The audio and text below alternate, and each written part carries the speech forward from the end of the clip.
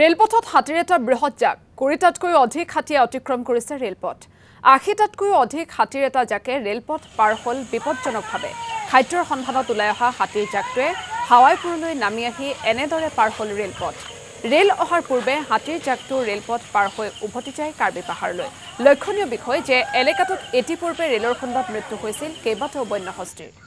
हाथी या गाड़ी आवता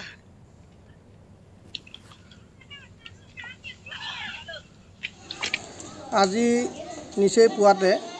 লামডিং সংৰক্ষিত বনাঞ্চলত বনৰীয়া হাতীৰ এক বৃহৎ জাক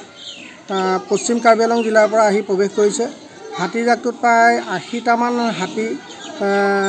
আছে আৰু হাতীৰ জাকটোত পোৱালি হাতী আৰু প্ৰাপ্তবয়স্ক হাতী মখনা আৰু মাইকী হাতীও আছে এই হাতীৰ জাকটো ৰাতিপুৱা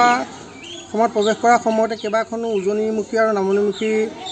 ট্ৰেইন এই ৰেলেৰে এই পথেৰে চলাচল কৰি আছে।